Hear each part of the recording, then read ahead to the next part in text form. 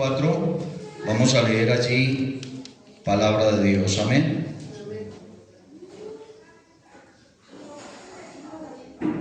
San Juan 20, a partir del 24 hasta el 29 podemos leer, amén, esta preciosa escritura. San Juan 20, 24 al 29. Gloria a Dios. Estén de pie, les invito para que leamos palabra de Dios, amén. Vamos a leer estos versos del 24 al 29, amén. Y vamos a leerlo todos a una sola voz, amén. ¿Estamos listos? Leamos. Pero Tomás, uno de los 12, llamado Dídimo, no estaba con ellos cuando Jesús vino. Le dijeron pues los otros discípulos: al Señor hemos visto. Él les dijo: si no viera en sus manos la señal de los clavos, y metiere mi dedo en el lugar de los clavos, y metiere mi mano en su costado, no creeré. 8 días después estaban otra vez sus discípulos dentro, y con ellos Tomás. Llegó Jesús, estando las puertas cerradas, y se puso en medio y les dijo: paz a vosotros. Luego dijo a Tomás: pon aquí tu dedo y mira mis manos, y acerca tu mano y métela en mi costado, y no seas incrédulo, sino creyente. Entonces Tomás respondió y le dijo: Señor mío y Dios mío. Jesús le dijo: porque me has visto, Tomás, creíste. Bienaventurados los que no vieron y creyeron. Lo que hemos leído es palabra de Dios. Tenga la bondad de sentarse, por favor. Que Dios nos bendiga, amén. Dígale al que tenga a su lado: Dios lo bendiga con la palabra. Dios lo bendiga con la palabra. A todos, que Dios nos bendiga, amén, con la palabra. Aleluya. Bienaventurados los que no vieron y creyeron. Y mire usted lo que Jesús le dice a Tomás: no seas incrédulo, sino creyente. Increíble que eso se lo haya dicho Dios a un apóstol, porque Tomás era el apóstol, ¿no?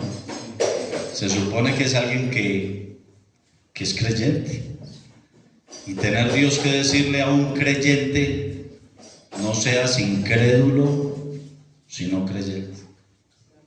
Vaya pensando en eso.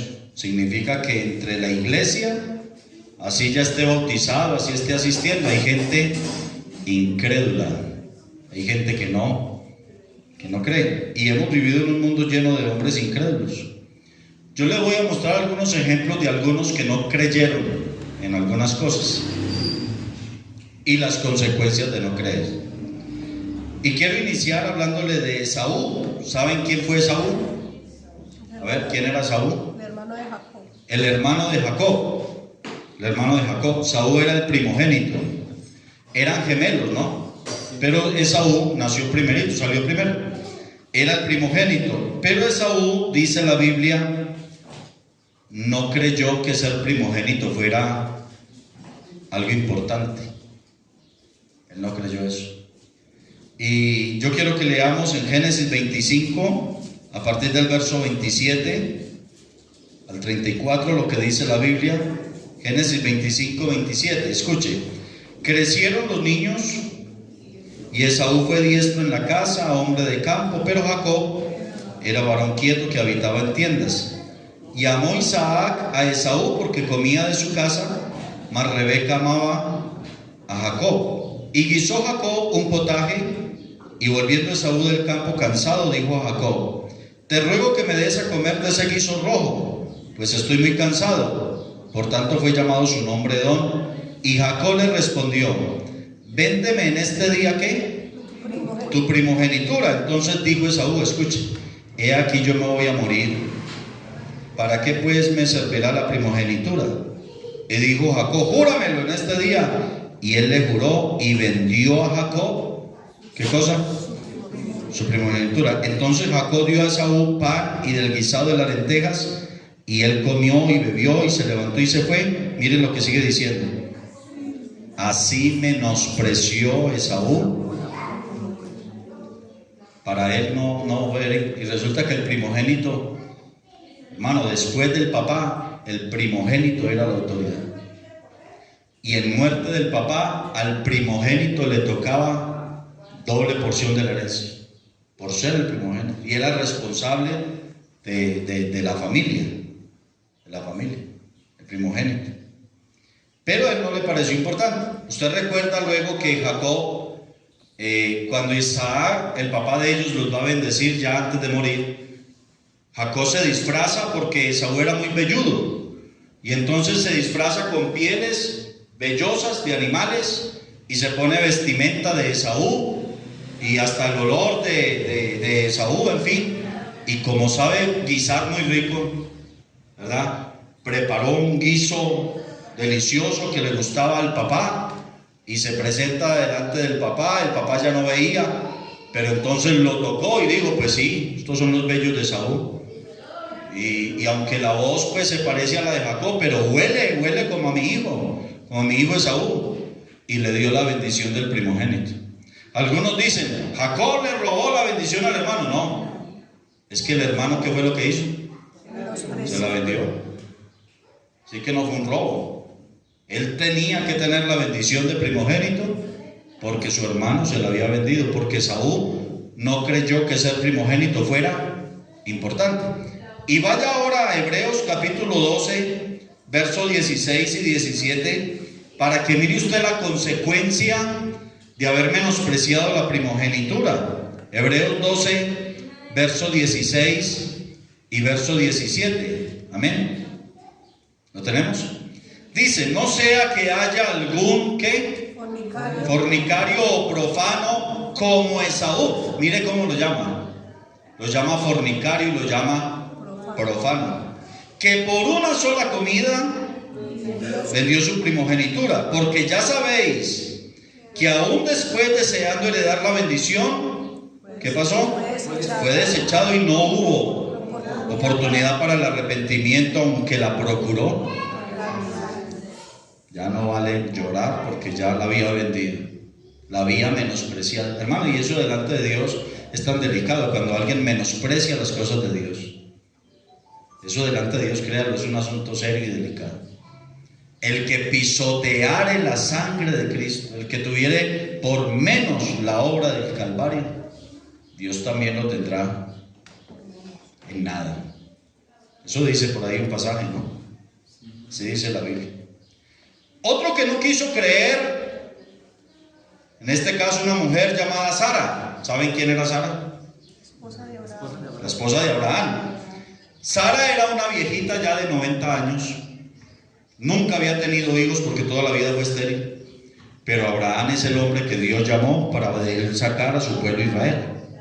Y en una ocasión se le presenta a Dios a Abraham, y entonces Dios le dice en Génesis 18, verso 10 en adelante. Escuche lo que Dios le dijo a Abraham: de cierto volveré a ti, y según el tiempo de la vida, ¿qué pasará?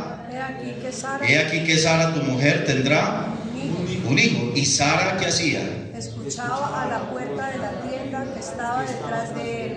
Bueno, cosas que no se deben hacer, pero desde muy antiguo las hermanas les gusta escuchar las otras conversaciones. Sara escuchaba a la puerta de la tienda que estaba detrás de él. Y Abraham y Sara eran viejos, de edad avanzada, y a Sara le había cesado ya la costumbre de las mujeres. Se rió pues Sara entre sí, diciendo, ¿qué cosa? Después de que he envejecido, tendré deleite siendo también mi señor ya viejo. Escuche eso: tendré deleite siendo también mi señor ya viejo. Entonces Jehová dijo a Abraham: ¿por qué se ha reído Sara diciendo, será cierto que he de dar a luz siendo ya vieja? ¿Hay para Dios alguna cosa difícil? Al tiempo señalado volveré a ti según el tiempo de la vida. Sara tendrá un hijo. Sara tendrá un hijo. Y dígame, ¿lo tuvo o no? Sí. ¿Cómo se llamó el hijo? Isaac. Amén. El padre de Jacob y de Esaú, el padre de las 12, Jacob, el padre de las 12 tribus de Israel. Amén. Dios cumplió lo que le estaba anunciando a Abraham, y la viejita de 90 años tuvo un hijo, porque el poder de Dios es así. Amén. Así es el poder de Dios. Pero ella dio una risa de Incredulidad. ¿Cómo que yo voy a tener un hijo siendo ya viejo y mi marido más viejo que yo? Porque en ese entonces Abraham tenía 100 y Sara 90. Pero hermano, hay para Dios alguna cosa difícil. Naamán es otro caso de quien no creyó. Naamán era un general sirio que era leproso. Y tenía una criada en su casa, una sierva que la habían traído de las tierras de Jerusalén. Y esta criada le dijo a la esposa de Naamán, le dijo: mire, si mi señor fuera a mi tierra, allá está el profeta Eliseo. Y el profeta, lo que él diga, Dios lo hace. El profeta puede orar por mi señor Naamán y él puede ser sano. Y Naamán al principio creyó, y entonces va donde el rey y le dice: rey, déjeme ir hasta Samaria, que ya está el profeta Eliseo, y mi criada ha dicho que él me puede sanar de esta lepra. Y el rey le dio el permiso para que fuera, hasta le dio presentes para que le llevara al profeta. Y cuando llega donde el profeta, él esperaba que el profeta saliera a recibirlo, pero resulta que el profeta le mandó fue al criado. Naamán tocó la puerta, un general sirio, figúrese, y el profeta no quiso salir, sino que le envió a uno de sus sirvientes. Vamos a leer en 2 de Reyes 5 a partir del verso 10. 2 de Reyes 5 a partir del verso 10, lo que dice la Biblia. Amén. Miren, entonces Eliseo le envió un mensajero diciendo: ve y lávate 7 veces en el Jordán, y tu carne se te restaurará y serás limpio. ¿Qué hizo Naamán? Se fue enojado diciendo: he aquí yo decía para mí, saldrá él luego y estando en pie invocará el nombre de Jehová su Dios, y alzará su mano y tocará el lugar y sanará la lepra. Habana y Farfar, ríos de Damasco, no son mejores que todas las aguas de Israel. Si me lavar en ellos, no seré también limpio. Y se volvió y se fue enojado. Él no creyó eso, se enojó. Mas sus criados se le acercaron y le hablaron diciendo: padre mío, si el profeta te mandara alguna gran cosa, ¿no lo harías? Cuanto más diciéndote: levántate y serás limpio. Él entonces descendió, se zambulló 7 veces en el Jordán, conforme a la palabra del varón de Dios. ¿Y qué pasó? Su carne se volvió como la carne de un niño y quedó limpio. Aleluya. Pero hermano, si él se devuelve, así se zambulla en Habana o en Farfar, no se sana, porque la palabra del profeta fue: es en el río Jordán que te tienes que zambullir 7 veces. Amén. Vino a creer porque sus siervos ya lo convencieron. Amén. Se le acercaron para hablarle: pues hágalo, que eso, al fin y al cabo, no es tan grave lo que le está pidiendo. Y lo hizo y fue sano, pero no creía que hubiera sido sano. Tomás, en el texto que leímos al principio, no creyó que Jesús había resucitado, porque hubo un culto en que Tomás no fue, y estaban todos los otros menos Tomás, y apareció Jesús. Entonces, cuando termina el culto, los discípulos, los apóstoles, llega Tomás y le dicen: Tomás, vimos al Señor. Y Tomás dice: no, yo eso no lo creo. Para mí Jesús está muerto. Yo, para poder creer que Él está vivo, tengo que verlo y tengo que meter mi dedo donde pusieron los clavos y mi mano en el costado que le abrieron, para poder creer. No quiso creer. 8 días después apareció Jesús, estando las puertas cerradas, y ahí sí estaba en ese culto Tomás. Y entonces, como el Señor sabía la incredulidad de Tomás, se le acerca y le dice: Tomás, pon aquí tu dedo y mira mis manos, y acerca tu mano y métela en mi costado, y no seas incrédulo, sino creyente. Entonces Tomás dice: Señor mío y Dios mío. Y Jesús dice: no, Tomás, porque me has visto, creíste. Bienaventurados los que no vieron y creyeron. Gloria a Dios. Ni Tomás quiso creer. Ahora, póngale cuidado a lo que le voy a mostrar. Usted sí sabe que Jesús tenía hermanos, hijos de María, ¿no? hijos de María. Ni los hermanos de Jesús creían en él. ¿Qué le parece? Vamos a leerlo en San Juan capítulo 7 para que usted se dé cuenta. San Juan 7 del 1 al 5. Después de estas cosas andaba Jesús en Galilea, pues no quería andar en Judea porque los judíos procuraban matarle. Estaba cerca la fiesta de los judíos, la de los tabernáculos, y le dijeron sus hermanos: sal de aquí, vete a Judea para que también tus discípulos vean las obras que haces, porque ninguno que procura darse a conocer hace algo en secreto. Si estas cosas haces, manifiéstate al mundo. Lean lo que sigue. Ni aun sus hermanos creían en él. La incredulidad. A Jesús había quienes lo miraban y lo criticaban. ¿Sabe por qué? Que porque era un carpintero, que porque era de Galilea, de Nazaret. Israel no creyó que Jesús era el Mesías, el prometido. Este es el tiempo que todavía no han creído. ¿Sabe usted que los judíos, pueblo de Israel, no creen que Jesús es el Mesías? Lo están esperando. ¿Y sabe quién es el que se les va a presentar como el Mesías? El anticristo. Y ahí sí van a creer que ese es. Pero hace rato que vino y no quisieron creer. Romanos 11, verso 20, dice la palabra de Dios: bien, por su incredulidad, hablando de los judíos, fueron desgajadas, pero tú por la fe estás en pie, no te ensoberbezcas, sino teme. Hay muchos que en el Evangelio no creen. Les parece bonito, pero no creen. Hay gente que dice que esto del Evangelio es invento de los hombres. Hay gente que está en contra de la Biblia y dice que es que el papel lo puede con todo, ¿verdad? ¿Cómo se le ocurre que eso va a ser inspiración de Dios? Eso lo escribieron hombres y no pueden creer en la palabra de Dios. Hay quienes hablan más de los que predicamos el Evangelio y dicen que nosotros los pastores somos engañadores. Hay quienes están en contra de la economía de la iglesia, de los diezmos y las ofrendas, y dicen que Dios eso no lo necesita. Incrédulos, ¿no? Incrédulos, corazones endurecidos. Muchos como Esaú no creen que ser hecho hijo de Dios sea importante. Otros como Sara no creen que siendo viejos pueden renacer de una simiente santa y dar a luz obras limpias. A lo mejor haya por ahí algunos como Naamán que no pueden creer que serán limpios de la lepra del pecado cuando se zambullan en el agua del bautismo en el nombre del Señor Jesús. Y hay muchos otros que, como Tomás, no creen que el Señor resucitó y todavía lo muestran muerto o que apenas van a ser, o crucificado, en fin, porque simplemente no creen.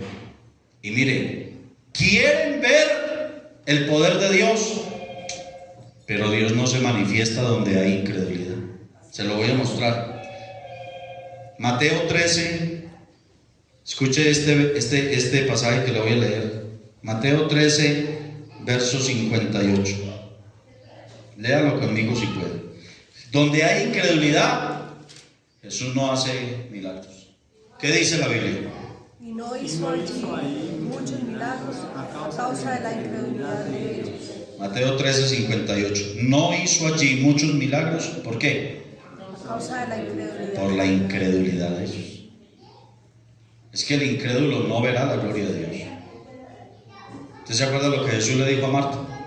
Jesús va a resucitar a Lázaro, pero antes de hacerlo tiene una conversación con Marta, que es la hermana. Señor, si hubieses estado aquí, mi hermano no habría muerto. Marta, ¿no te he dicho que si crees, verás la gloria de Dios? Si crees, es decir, que el que no cree, el incrédulo, no verá la gloria de Dios. Tu hermano va a resucitar, y Marta dice: pues sí, yo sé que va a resucitar, pero en el día postrero. Y Jesús dice: no, yo soy la resurrección y la vida. Y el que cree en mí, aunque esté muerto, vivirá. Amén. Y no se fue al sepulcro y resucitó a Lázaro. Así es. Ahí está. Pero el incrédulo no verá la gloria de Dios. Y el incrédulo no verá los milagros, porque simplemente Dios no se manifiesta donde hay incredulidad. Mire, hay gente que no cree en el infierno, que eso no existe. Y hay otros que no creen en el cielo. Para que se dé cuenta usted cuán grande es la incredulidad de la gente. La Biblia enseña en el libro de Éxodo que Faraón no creía en lo que Moisés le estaba diciendo y en lo que Moisés estaba haciendo, simplemente porque los hechiceros de Faraón hacían lo mismo. Entonces llega Moisés a decir: mire, Dios me mandó a decirte que dejes ir a su pueblo para que le sirva. Y Faraón dice: ¿y yo cómo sé que de verdad Dios se le apareció? Y Moisés llevaba una vara y la tiró al suelo por señal de Dios. ¿Y qué pasó con la vara? Se volvió en serpiente. Pero entonces mandó Faraón a llamar a los hechiceros que trajeran una vara ellos también, y tiraron las varas los hechiceros y se volvieron también serpientes.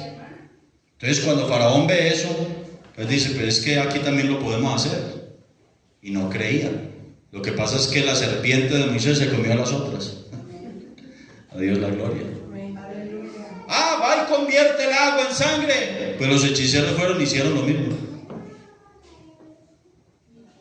Va y ordena que salgan ranas, y los hechiceros van, invocan a sus dioses y aumentan las ranas todavía. Luego esas ranas desesperaron a Faraón, ¿no? Porque habían ranas en las camas, en las ollas, en la cocina, en toda parte. Pisaba el suelo y pisaba las ranas. Y una noche se desesperó tanto Faraón que mandó a llamar a Moisés y le dijo: ore a Dios para que quite las ranas. ¿Por qué no llamó a los hechiceros para que las quitaran? Porque ya no podía. Luego Dios ordena que golpee a Moisés con la vara el polvo, y salieron piojos, hermano, piojos en cantidad, que los mismos egipcios que se cuidaban. ¿Usted sabe por qué los egipcios se rapaban la cabeza? Para librarse de los piojos. Pero no importa que estuviera calvo, se le subían los piojos, porque era tanta la plaga de piojos. Y entonces Faraón le dice a los hechiceros: bueno, saquen piojos ustedes también. No pudieron. Y cuando los hechiceros no pueden sacar piojos, vuelven a Faraón y le dicen: Faraón, no pudimos. Lo que pasa aquí es que esto ya no es cosa de hombre, esto es dedo de Dios. Dedo de Dios. Y Moisés sí siguió haciendo cosas que los hechiceros no pudieron copiar. Vino la plaga de moscas, la plaga de langostas, la plaga en el ganado, la plaga de úlcera, la plaga de granizo, vino la plaga de tinieblas, y por último vino la muerte de los primogénitos, que hasta Dios le mató el primogénito al faraón. ¿Todo por qué? Por no creer. Porque si hubiera creído que Dios envió a Moisés para que dejara ir al pueblo y lo deja ir, hermanos, se libran de todas esas plagas y de todo ese problema. Pero ¿por qué les vino todo ese mal? Simplemente porque no creyeron. Hay gente que dice: no, yo no necesito ir donde usted me está invitando, porque es que aquí también cantamos los mismos coros, los mismos coritos, las mismas canciones. Aquí también aplaudimos, aquí también se predica la palabra, aquí también se ora por los enfermos, hermano. Los hechiceros haciendo lo mismo, para hacer que el corazón de la gente se endurezca, para que no crean a la verdad. ¿Y sabe usted qué es lo más tremendo? Que para los incrédulos nada es puro, todo es malo, todo es pecaminoso. Vaya a Tito, capítulo 1, verso 15. Tito 1:15. Todas las cosas son puras para los puros, mas para los corrompidos, mire cómo los llama, e incrédulos, ¿qué dice? Nada les es puro. Nada les es puro, pues hasta su mente y su conciencia, ¿cómo están? La mente y la conciencia ¿de quién? De los incrédulos. Y los llama no solo incrédulos, sino corrompidos. Nada les es puro. Puede haber alguien de verdad predicándole la verdad, y el incrédulo está diciendo: eso es mentira, eso es falso, eso así no es, porque es incrédulo. Y escúcheme esto con mucha atención, por favor. ¿Sabe qué le espera a los incrédulos? Les aguarda la condenación. Perdóneme que le diga esto, pero no es asunto mío, yo le voy a mostrar por la Biblia. San Juan capítulo 3, verso 16. Escuche, le aguarda la condenación a los incrédulos. San Juan 3, 16. Porque de tal manera amó Dios al mundo que ha dado a su Hijo unigénito, para que todo aquel que en Él, en Jesús, cree, ¿qué pase? No se pierda, mas tenga vida eterna. ¿Quién es el que no se va a perder y va a tener vida eterna? El que cree en Él. Sigamos. Porque no envió Dios a su Hijo al mundo para condenar al mundo, sino para que el mundo sea salvo por Él. Pero siga leyendo. El que en Él cree no es condenado, pero el que no cree ya ha sido condenado, porque no ha creído en el nombre del unigénito. ¿Y cuál es ese nombre? Jesús. Es el nombre del unigénito Hijo de Dios. Mire, para el que no cree, dice, ya ha sido condenado. Ahora vaya a Apocalipsis 21:8, un texto todavía más fuerte. Apocalipsis 21:8. Oiga lo que dice aquí la Biblia. Pero los cobardes, ¿y qué más? Incrédulos, los abominables y homicidas, los fornicarios y hechiceros, los idólatras y todos los mentirosos, ¿qué dice? Tendrán su parte en el lago que arde con fuego y azufre. Tendrán su parte en el lago que arde con fuego y azufre, que es la muerte segunda. Mire, los incrédulos, ¿con quiénes los juntaron? Con homicidas, con fornicarios, con abominables, con hechiceros, con idólatras y con mentirosos. ¿Le parece que es bueno ser incrédulo? Va a ir a parar a un lago que arde con fuego y azufre. Marcos 16, verso 16. Escuche lo que Jesús dice de los incrédulos. Marcos 16, verso 16. Oiga esto. Verso 15. Les dijo: id por todo el mundo y predicad, ¿qué cosa? El evangelio a toda criatura. El que creyere, ¿en qué? En el evangelio que van a predicar. El que creyere y fuere bautizado será salvo, mas el que no creyere. Le estoy mostrando por la Biblia que no me lo inventé yo. Es que Dios está en contra de los incrédulos. A Dios le gusta son los que tienen fe. A Dios le gusta los que creen, los que no dudan. Amén. Y mire, esos incrédulos que se niegan a creer en el evangelio, en Jesús, que se niegan a aceptarlo, tendrán que creer en lo que no es. Porque el que no quiere creer a la verdad, ¿qué cree? La mentira. Y como muchos incrédulos se niegan a creer en el Señor, pues Dios les va a enviar un espíritu para que crean la mentira. Eso dice 2 de Tesalonicenses capítulo 2, verso 11 y verso 12. 2 de Tesalonicenses 2, 11. Por esto Dios les envía un poder engañoso para que crean la mentira, a fin de que sean condenados todos. ¿Quiénes? Los que no creyeron a la verdad, sino que se complacieron en la injusticia. Ah, ¿no quiere creer a la verdad? Dice Dios. Bueno, lo voy a poner a que crean la mentira y se pierda. Porque como no quiere creer a la verdad. Y todos los incrédulos, llegará el día cuando en verdad crean, incluyendo incluso los ateos que niegan la existencia de Dios, pero ya será demasiado tarde. Apocalipsis capítulo 1, verso 7 presenta ese momento. Y dice la Escritura: he aquí que viene con las nubes, y todo ojo le verá, y los que le traspasaron y todos los linajes de la tierra harán lamentación por él. Sí, amén. Pero ya para qué, ya demasiado tarde, porque cuando esto acontezca ya el Señor ha levantado la iglesia. Ya nos hemos ido con el Señor. ¿Se da cuenta usted, hermano? Dios quiere que usted no sea incrédulo. Dios quiere que usted sea creyente. Usted crea. Amén. Porque para el que cree Hay bendiciones, hermano, tan maravillosas como estas que aparecen en Marcos 16, verso 17 y verso 18. Las bendiciones que vienen sobre los que creen. Escuche, estas señales seguirán ¿a quiénes? A los que creen. ¿Cuáles señales? En mi nombre echarán fuera demonios, hablarán nuevas lenguas, tomarán en las manos serpientes, y si bebieren cosa mortífera no les hará daño. Sobre los enfermos pondrán sus manos y, pero eso le pasará ¿a quién? A los que creen. Estas señales seguirán a los que creen. Mire, hay hermanos que no creen que van a ser sanados, pues van a morir de enfermos. Porque si usted no cree que Dios lo puede sanar, va a morir de enfermo. Hay hermanos que no creen que pueden hablar en otras lenguas, pues van a morir sin recibir esa promesa, porque esa promesa es para todo el que cree. Pero si usted no cree que lo va a recibir, pues va a morir sin recibir esa promesa y sin ser lleno del poder del Espíritu Santo.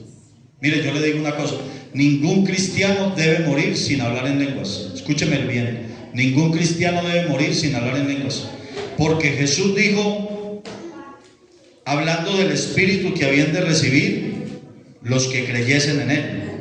Oiga esto que le voy a leer: si alguno tiene sed, venga a mí y beba.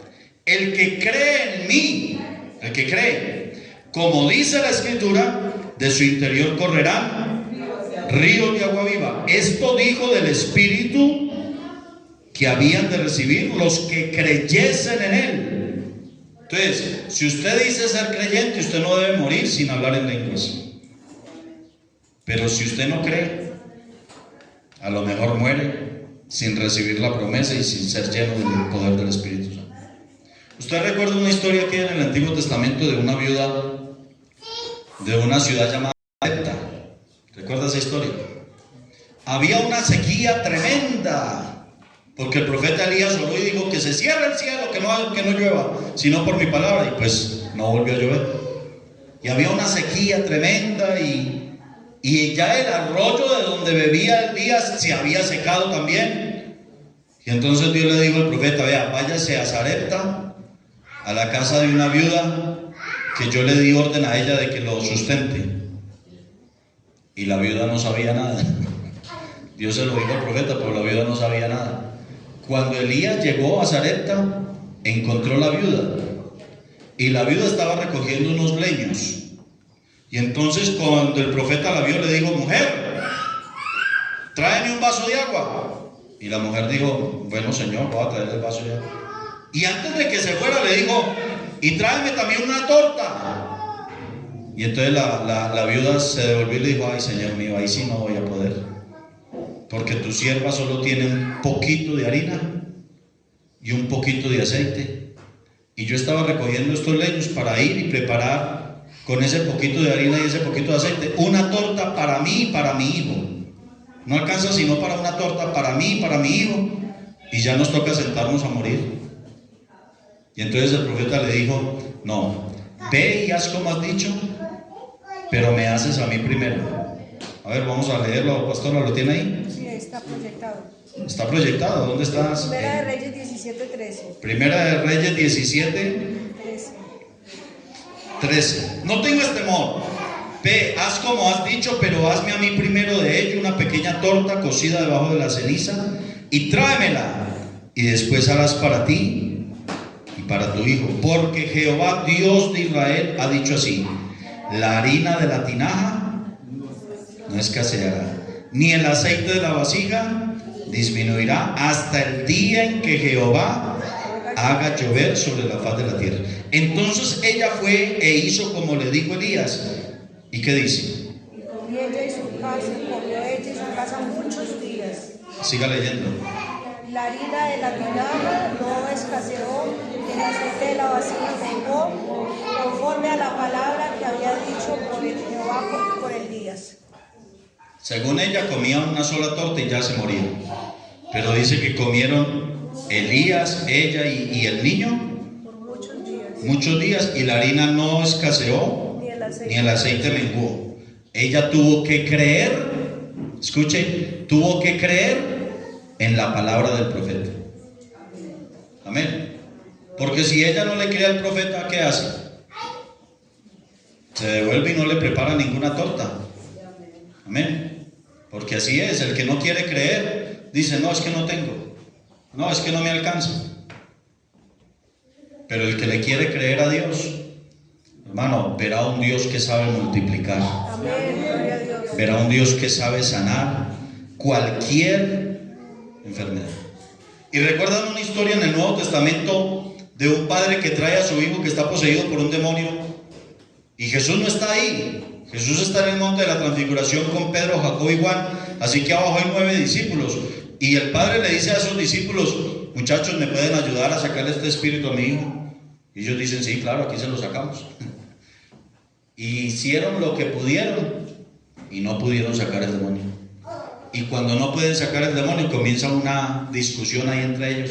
Yo me imagino al padre y a la gente que estaba ahí de curiosos diciendo, mentirosos, ustedes son farsantes, dicen que sacan demonios y miren, no son capaces. En esas baja Jesús y los encuentra discutiendo. Entonces Jesús dice, a ver, ¿ustedes qué es lo que discuten aquí con mis discípulos? Y viene el padre y le dice, Señor, es que traje a mi hijo que está poseído por un demonio para que lo echaran fuera y tus discípulos no pudieron. Y Jesús, a ver si lo ponemos. Mateo 17. ¿Ah? Mateo 17. Mateo 17, pastora. Ok. Mire lo que Jesús le responde en el verso 17. Oh generación incrédula y perversa, ¿hasta cuándo he de estar con vosotros? ¿Hasta cuándo os he de soportar? Traédmelo. ¿Cuándo se lo traen? Jesús reprende al demonio, el cual salió del muchacho y este quedó sano desde aquella hora. Viniendo entonces los discípulos a Jesús aparte, dijeron, ¿por qué nosotros no pudimos echarlo fuera? ¿Qué le respondió Jesús? Por vuestra poca fe. Porque de cierto os digo que si tuvierais fe como un grano de mostaza, diréis a este monte, pásate de aquí a allá, y se pasará, y nada os será imposible. Pero este género no sale sino Con oración y ayuno. mire, hermano, deje de buscar a Dios y no crea que usted se va a volver más creyente. Se va a volver incrédulo. Porque ese género de incredulidad solo sale con oración y ayuno. Cada vez que usted ora, usted aumenta fe. Usted crece en fe. Usted le cree más a Dios.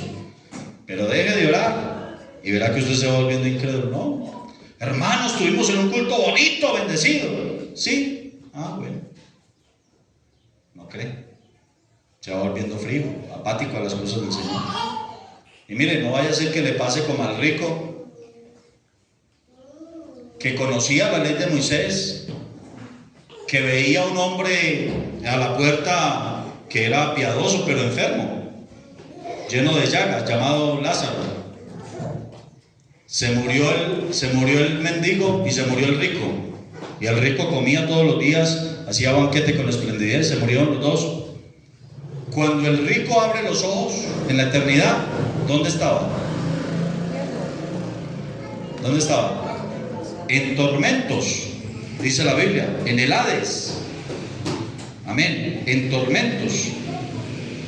A ver, vamos a ponerlo. Lucas 16, a partir del verso 19. Verso 22, aconteció que murió el mendigo, fue llevado por los ángeles al seno de Abraham, y murió también el rico y fue sepultado. Y en el Hades alzó sus ojos el rico, estando en tormentos, y vio de lejos a Abraham y a Lázaro, el que se paraba en la puerta a esperar que siquiera las migajas le cayeran. A Lázaro en su seno. Entonces el rico, dando voces, dijo: Padre Abraham, ten misericordia de mí y envía a Lázaro para que moje la punta de su dedo en agua y refresque mi lengua. Hermano, que ahí sí creyó en Lázaro. ¿Cuántas veces le ofrecería agua viéndolo ahí tirado a la puerta? ¿Cuántas veces le ofrecería un bocado de pan viéndolo ahí tirado? Nunca. Pero ahora, como él está en tormento y ve que Lázaro está en la salvación, Padre, mándelo para que moje la punta de su dedo en agua y refresque mi lengua, porque estoy atormentado en esta llama. Pero Abraham le dijo: hijo, acuérdate que recibiste tus bienes en tu vida y Lázaro lo que recibió fue males. Pero ahora este es consolado aquí y tú atormentado. Además de todo esto, hay una gran cima puesta entre nosotros y vosotros, de manera que los que quisieren pasar de aquí a vosotros no pueden, ni allá pasar acá. Padre, entonces te ruego que le envíes a la casa de mi padre, porque tengo 5 hermanos. ¿Para que qué dice? Ah, mire cómo se volvió de creyente. Para que les testifique. Ah, se volvió cristiano, se volvió creyente. ¿Ya para qué? Para que les testifique, a fin de que no vengan ellos también a este lugar de tormento. Y Abraham le dijo: a Moisés y a los profetas tienen, óiganlos. Él entonces dijo: no, padre Abraham, pero si alguno fuere a ellos de entre los muertos se arrepentirán. Y Abraham le dice: si no oyen a Moisés y a los profetas, tampoco se persuadirán, aunque alguno se levante de entre los muertos. Siempre hemos vivido en un mundo lleno de incredulidad. Y hay una pregunta que Jesús hizo diciendo: cuando el Hijo del Hombre venga, ¿hallará fe en la tierra? ¿Habrá quien crea en Él? Aleluya. ¿Habrá quien crea en Él? Porque la gente que no busca a Dios se va volviendo dura de corazón y se van volviendo incrédulos. Mire, a Noé no le creyeron que vendría un diluvio. ¿Cuántos le creyeron? Solo su casa, su familia. Y eso porque él era el papá de autoridad, me imagino. Su esposa, sus 3 hijos y las 3 nueras. Nadie más le creyó. Pero usted no ha visto esas películas de Noé, de la historia del diluvio, que cuando el Señor mismo, Dios mismo, cierra la puerta y comienza a caer la lluvia y comienza a ser fuerte. Usted no ha visto que la gente corre al arca y golpea la puerta: ¡Noé, ábrenos! ¡Noé, ábrenos! Noé no podía abrir porque él no la cerró fue Dios. Cuando Dios cierra, nadie abre, pero cuando Él abre, nadie cierra. Pero no le quisieron creer y se perdió la humanidad, solo le salvó esa familia. Cuando Dios fue a destruir Sodoma y Gomorra, cuando Dios lo fue a destruir, que envió el fuego y azufre desde lo alto, Lot, que era un justo, que afligía su alma viendo las cosas que hacían en Sodoma, los ángeles llegan, Lot lo recibe, los ángeles le cuentan a Lot lo que van a hacer. Y Lot, mire, las 2 hijas tenían sus prometidos, sus novios. Y Lot es tan justo que le habla a sus muchachos de lo que va a pasar. Léalo en Génesis 19. Pero ¿qué pasó con los muchachos? ¿Qué dice la Biblia?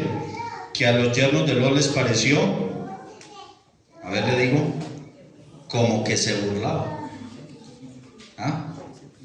¿Qué le parece a usted?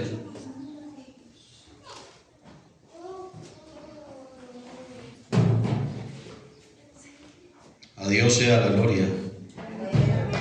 Aleluya.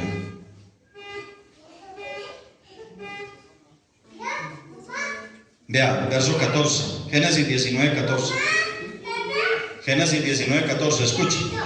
Entonces salió Lot y habló a sus yernos, los que habían de tomar sus hijas, y les dijo: levantaos, salid de este lugar, porque Jehová va a destruir esta ciudad. ¿Qué dice? Pareció a sus yernos como que se burlaba. Le pareció a sus yernos que se burlaban. No creyeron, pues ahí murieron quemados, porque los únicos que lograron salir fue Lot, su esposa y sus 2 hijas. Y eso que la esposa en el camino mostró que no había creído, sino que era incrédula, porque la orden de Dios era: huye y no voltees, no mires tras ti. Y la mujer en el camino volteó a mirar y quedó convertida en estatua de sal. Pero los yernos tuvieron la oportunidad de salvarse, no quisieron, porque les pareció como que Lot se burlaba: este viejito está loco. Mire, muchos no creen que el Señor viene. Muchos no creen que el Señor viene. Porque ¿qué predicamos nosotros? Que el Señor viene a levantar la iglesia. ¿Por qué estamos perseverando? Porque en cualquier momento aparecerá el Señor en gloria y sonarán las trompetas y se oirá una voz que diga: subid acá. Y solo la iglesia fiel y verdadera oirán esa voz y ese sonido de trompeta, y en un abrir y cerrar de ojos seremos transformados de cuerpo corruptible a incorruptible, aleluya, y vamos a subir en cuerpo espiritual para encontrar al Señor en el aire, y así estaremos siempre con el Señor, aleluya. Pero muchos no creen que el Señor viene. ¿Y qué va a pasar con los que no creen que el Señor viene? Que va a venir el Señor y ellos, como no creen, no van a estar preparados, pues aquí se van a quedar. Por eso la Biblia dice que cuando el Señor venga, estarán dos en una cama, el uno será tomado. Habrán dos en el campo, el uno será tomado y el otro será dejado. Dos estarán moliendo en un molino, el uno será tomado, el otro será dejado. Porque es que el incrédulo, el que no quiera creer, aquí se queda. Hermanos amados, Dios nos llama a creer. Dios nos llama a confiar en Él. Dios nos llama a depositar toda nuestra fe en el Señor. Aleluya. Le dijo a Tomás: pon aquí tu dedo y mira mis manos, y acerca tu mano y métela en mi costado, y no seas incrédulo, sino creyente. Usted debe ser un verdadero creyente. Créale al Señor, créale a la palabra, créale a sus promesas, créale a las profecías, créalo. Amén. No viva como un impío, no viva como un incrédulo, porque ya les mostré pues por la Biblia que a un incrédulo no le va a pasar nada bueno. Le aguarda la condenación, un lago que arde con fuego y azufre. No verá milagros a causa de su incredulidad. Usted créale al Señor. Aleluya. ¿Cuántos pueden creer aquí en el Señor? Mire, hermano, usted tiene algún dolor, usted necesita primero creerle a Dios que a una rama, alguna medicina por ahí. Pero ¿qué hacen la mayoría de cristianos? Le duele algo y lo primero que piensan es en un ibuprofeno, en un ketorolaco, en una inyección. Primero buscan todo eso. Usted créale primero a Dios. ¿O acaso no tiene poder Dios para sanar? Dios quiere creyentes.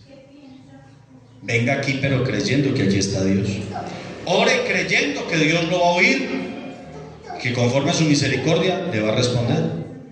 Ore creyendo que Dios le va a derramar a usted y sobre usted el don del Espíritu Santo con esa señal de hablar en lenguas. Y órele a Dios: Señor, no me deje morir sin que yo hable en lenguas, porque yo creo y las lenguas son para los que creen. Amén. Esto dijo hablando del Espíritu que habían de recibir todos los que creyesen en Él.